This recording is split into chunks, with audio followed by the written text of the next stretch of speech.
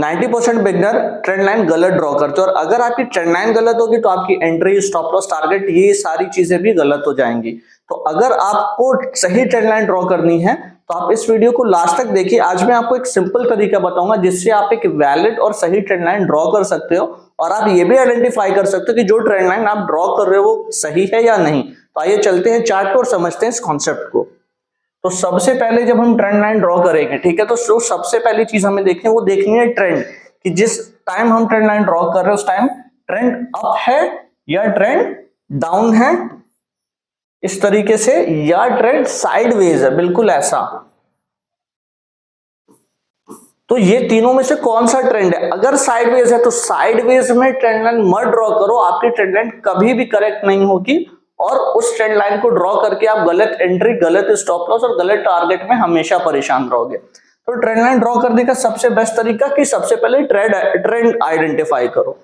अगर trend up है like this, तो ट्रेंड लाइन ड्रॉ करने के लिए आपको 2 पॉइंट मिनिमम चाहिए। जैसे यहां पे एक लो हमारा ये हो गया, दूसरा लो हमारा ये हो गया। अब हम यहाँ पे क्या करेंगे, यहाँ पे हम इन दोनों लो को कनेक्ट करते हुए एक लाइन ड्रॉ करेंगे जो ऑटोमेटिकली क्या करेगी, हमें थर्ड पॉइंट बता देगी, जैसा कि यहाँ पे हो रहा है। ये हमारा फर्स्ट पॉइंट था और ये हमारा सेकंड पॉइंट था, और ये हमारा ऑटोमेटिक थर्ड पॉइंट हमको मिल गया कि जहां पे उस ट्रेंड लाइन ने एज अ सपोर्ट काम किया। अब चलते हैं डाउन ट्रेंड में। डाउन ट्रेंड में इस ट्रेंड में भी हमें 2 पॉइंट चाहिए। फर्स्ट पॉइंट फॉर एग्जांपल ये, और सेकंड पॉइंट हमारा ये, और ये दोनों पॉइंट को हमने इस तरीके से मैच किया। बट अब यहाँ पे देखो थर्ड पॉइंट वापस से हमको ऑटोमेटिकली इस तरीके से बिहेव करता हुआ मिल गया।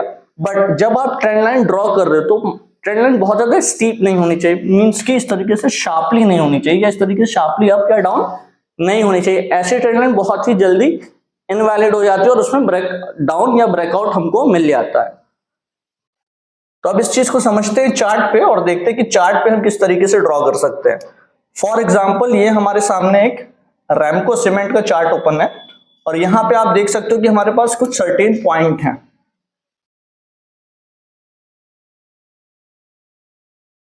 अब अगर हम यहां से ट्रेंड लाइन ड्रॉ करने की कोशिश करें और इस तरीके से ट्रेंड लाइन ड्रॉ करें, जनरली लोग क्या मिस्टेक करते हैं कि वो ये कोशिश करते हैं कि ट्रेंड लाइन पे ज्यादा से ज्यादा पॉइंट टच हो। जैसे आप यहां पे देख सकते हो कि मैंने ये जो लाइन ड्रॉ करी, तो यहां पे देखो एक पॉइंट ये टच हो गया, देन यहां पे, तो यहां पे ये काउंट करते हैं कि 4 टाइम इस लाइन पे क्या हो रहा है, प्राइस टच कर रहा है, तो ये एक स्ट्रॉन्ग ट्रेंड लाइन है। बट जबकि ये एक इनवैलिड ट्रेंड लाइन है। क्यों? पहली चीज कि यहां पे क्या हो रहा है, ये ट्रेंड लाइन का डाउन साइड में ब्रेकआउट हो गया। कभी भी जो ट्रेंड लाइन आप ड्रॉ कर रहे हो उस ट्रेंड लाइन के बाहर हमें एक भी क्लोजिंग नहीं मिलनी चाहिए। अगर क्लोजिंग उसके बाहर जा रही है, इट मींस कि वो ट्रेंड लाइन इनवैलिड है। तो जब भी आप ट्रेंड लाइन ड्रॉ करो, कभी भी ये पॉइंट मत दिमाग में रखो कि ज्यादा से ज्यादा पॉइंट टच करने वाली ट्रेंड लाइन ड्रॉ करना है। आप ऐसा पॉइंट फाइंड आउट करो जहां पे 2 पॉइंट हमें मिल रहे हो, और देन आफ्टर हमें थर्ड पॉइंट ऑटोमेटिकली मिल जाएगा उस ट्रेंड लाइन पे। अब देखते हैं इसको फिर से ड्रॉ करके। अब यहां पे जब हम ट्रेंड लाइन ड्रॉ करेंगे तो हम ये वाले पॉइंट से नहीं, ये वाले पॉइंट से ड्रॉ करेंगे।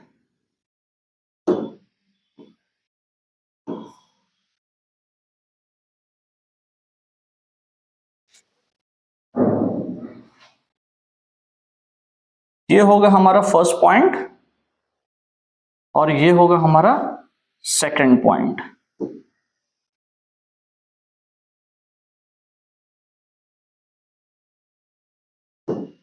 ओके, यहां पे देखिए हमने क्या किया, इसको लिया एज अ फर्स्ट पॉइंट, ये रहा हमारा फर्स्ट पॉइंट और ये रहा हमारा सेकंड पॉइंट। अब ये दोनों पॉइंट ड्रॉ होने के बाद ऑटोमेटिकली ये ट्रेंड लाइन हमको जब प्राइस यहां पे आएगा तो हमारा थर्ड पॉइंट दे देगी। अगर मार्केट, अब क्या होता है कि ट्रेंड लाइन आपने ड्रॉ कर दिया तो ये मैंडेटरी नहीं है कि प्राइस यहां पर आकर रुक ही जाएगा, ठीक है। ट्रेंड लाइन कभी भी आपको बुलिश या बियरिशनेस नहीं बताती, वो आपको एक बायस बताती है। फॉर एग्जांपल कि ये ट्रेंड लाइन इस तरीके से और मार्केट यहां पे आकर के एक ग्रीन कैंडल, यहां पे ग्रीन कैंडल ऐसा बनाता है, ठीक है। Which is marubozu type. Okay, तो मारूबुजू अगर यहाँ पे बनता है तो आपको ये क्या क्लियर हो जाएगा कि एक सपोर्ट लाइन पे एक स्ट्रॉन्ग कैंडल मिल गई और सेम टाइम पे आरएसआई में अगर आपको डाइवर्जेंस मिल गया या आरएसआई 40 का सपोर्ट मिल गया तो वो क्या करेगा कि हमारे ट्रेड को मल्टीपल कंफर्मेशन दे देगा और इस कैंडल के हाई के ब्रेकआउट के बाद ये ट्रेंड लाइन कंफर्म कर देगी कि ये सपोर्ट एग्जिस्ट कर चुका है और यहां से प्राइस ऊपर जाने की हाई प्रोबेबिलिटी। तो ये होती है एक सही trend line. I hope so कि आपको सही ट्रेंड लाइन ड्रॉ करने का ये तरीका आ गया होगा। नेक्स्ट वीडियो में हम ये डिस्कस करेंगे कि बियरिश ट्रेंड में किस तरीके से हम एक स्ट्रॉन्ग ट्रेंड लाइन ड्रॉ करते हैं। तो सेकंड पार्ट को मिस मत कीजिएगा और इस पार्ट को लाइक और शेयर जरूर कर दीजिएगा।